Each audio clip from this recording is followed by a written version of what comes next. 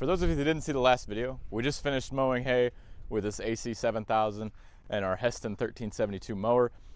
We're moving on now. We're going to disconnect the mower and hook up to the rake. Unfortunately, we do not have 3 tractors. We only have 2, so generally whatever one is on the mower either gets switched between the mower and the baler, or it gets switched between the mower and the rake. If it's the 7000, we switch it between the mower and the rake. If it's the 8030 over there, it gets switched between the mower and the baler because it has the baler monitor in it. Other than that, pretty simple and straightforward process. But before we do any of that, I want to check fluids because, like I mentioned, we did have some leaks that were kind of unexpected.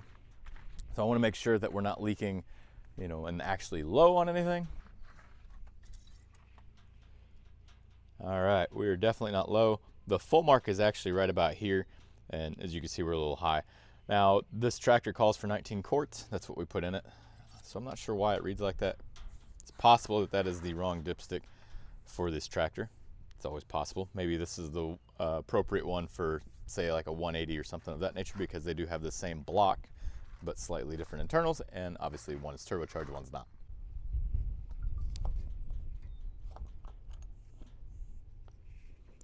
All right, coolant is good. You'll notice the paper bag. We put that over the GPS guidance because you just never know how accurate the weather forecast is going to be, if it's really going to rain or not. We will take that off before we get started. But first we got to check our hydraulic fluid and our transmission fluid. Super easy to get to on this tractor. Take that ladder off, take this pin out.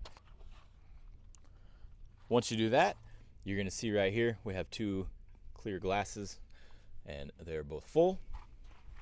All right, last but far from least, let's check our transmission fluid and see where we're at here. And we are good.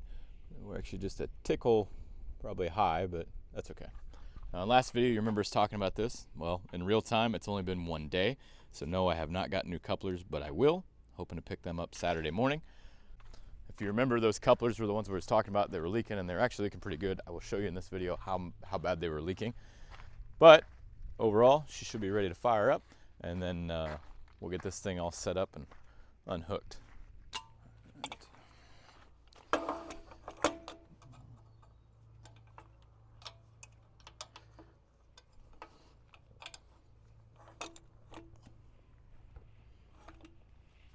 Oof. It has the same amount of hookups required as the mower.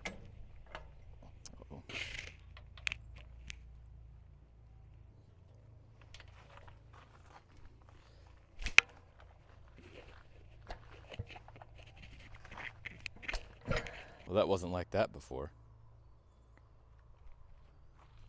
This has obviously been welded before, you can see. We're gonna have to fix that real quick before we rake, I guess. Seems like no matter how much preparation you put into it, there's always something that happens. It's called Murphy's Law. So after looking at this a little harder, it is really simple just to drive this roll pin out. And I can take that. This whole piece here will be able to come off then. And we'll take that bolt out on one of these ends here. And we'll take this over to the welding table because that'll make it much simpler to get a good weld on it.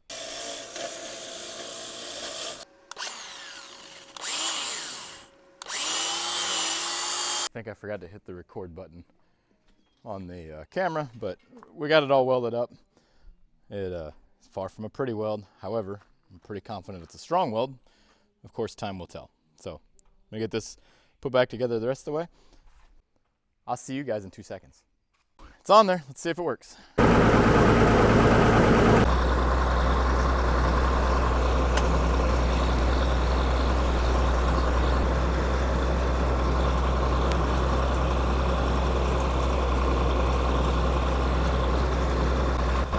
So what do you all do when you get home from work every day? Some days I fix things I broke. Other days I use things that I fixed.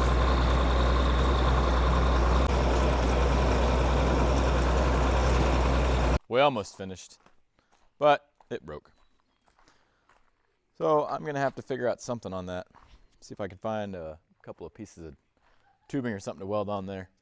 Give it a little more strength. Unfortunately, it's just in a bad spot. It'd be pretty handy to be able to just put a tube over it and then weld it. But as you can see, it's got the plating on the back that kind of stops you from doing that. So we'll see where we go.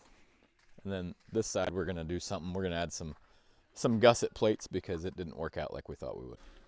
All right, good news. We got both sides done. I went ahead and I put a gusset on this side. I know you're not gonna be able to see it very well just because I can't get the camera in there. But we welded, we cleaned it all up, welded it together, added this gusset. Now, this I'm not real sure. Obviously, that was broke before when we bought this. I didn't notice it. However, the terraces, we used to have terraces in our hayfield, in our big hayfield down here, and we actually had them removed last fall after it broke that wing on the hay rake. So where it's gusseted right there, where I just fixed that part as well. We fixed it last year. We didn't put a gusset on it. We really thought it was going to be okay. However, I folded it up when I still had the rake wheels down, and obviously that put a lot of tension on it and it bowed it. So we went ahead, I straightened it up where it needs to be, where it should have been, or where it was, and we went ahead and added that gusset. It's just a work in progress. Unfortunately, those terraces are really hard on hay equipment. Glad they're gone, but they still have residual effects obviously on some of our equipment. But I am done for tonight. It is, well, my watch is dead. I think it's around 10:30, maybe 11. I gotta be up at 4 to go to work, so I'm gonna call it a night. We will see you tomorrow when we start baling. All right, we're back at it again. So far, so good. Gotta get these last little headlands raked up real quick, and then we'll grab the baler and get started on that. All right, on a brighter note, it's all dry. There's a couple of spots like right here, matter of fact, that's a little bit damper than what I was hoping for, but now that we've flopped it over and a little bit of heat to get on it, I think it'll be just fine. I suppose we'll start off with checking the oil. Look at that, good to go. Oh, that is quite low. We better, all right, topped off. It's kind of hard to believe that there's only 8 years of difference, or 8 years of progress, I suppose, in technology advancements and tractors and such, between that 7,000 Allis that we have, the open station, and this one. Quite a bit different.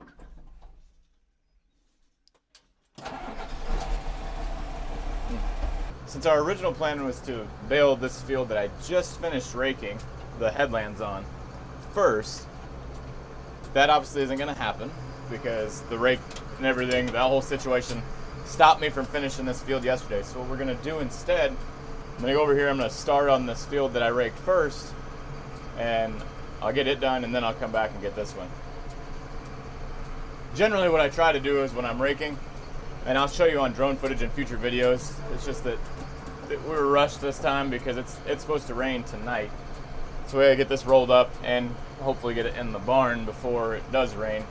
What you'll usually see on the drone footage though is that I will make a pattern with the raking where it's going to lead me into where I want to go. So like if I want to start in this field, basically I'll rake backwards and I'll start raking in the field I want to do last. I'll do that raking first and work my way backwards to this one essentially. So it's just one big maze and I just go right through because I always start with the headlands first and I actually rake the headlands last, mainly because it just seems silly to me to rake the headlands first and then start running back and forth over top of what I already raked because I fluffed it up so it would dry out.